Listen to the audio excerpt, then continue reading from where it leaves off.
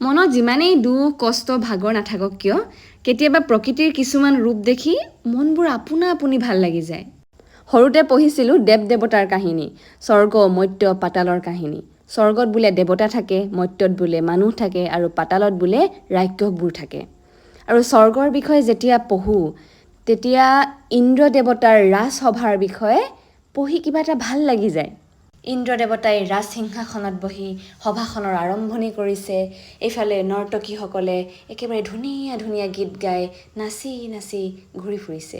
সৰুতে পঢ়াৰ কথা বাদ দিছোঁ বাৰু, এই যে টিভি চিৰিয়েলবোৰত দেখোঁ স্বৰ্গৰ বিষয়ে যি ধৰণেৰে বৰ্ণনা কৰে, যেনেকৈ দেখুৱায় চাৰিওফালে ধোঁৱা ধোঁৱা, তাত কেৱল দেৱতাসকলহে থাকে।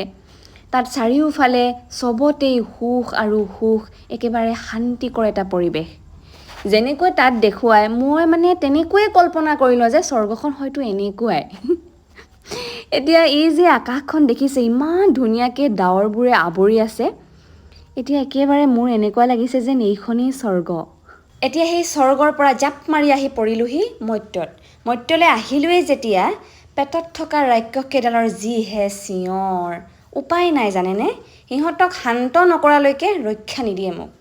সেইকাৰণে সিহঁতৰ কাৰণে ইফালে অৰ্ডাৰ কৰিলোঁ ৰুটি আৰু চিকেন কাৰী, বোলে চিকেন কাৰী।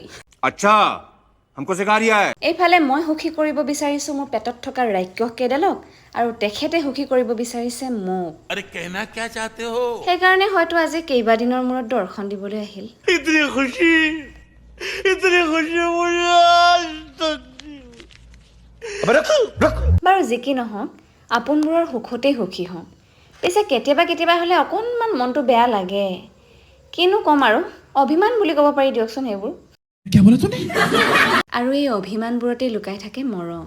अच्छा, এতিয়া খাই বৈ ওলাই আহিছোঁ আৰু দেই, কিমান আৰু পেট পূজা কৰিম। এইফালে দেখিছে নহয়, খাবলৈ গৈছিলোঁ ভাত, কিন্তু খাই আহিলোঁ কি ৰুটি। এতিয়া খাই বৈ আৰু ৰুমলৈ যোৱাৰহে কথা, গেলা পচাবোৰৰ গোন্ধ সহ্য কৰি কৰি।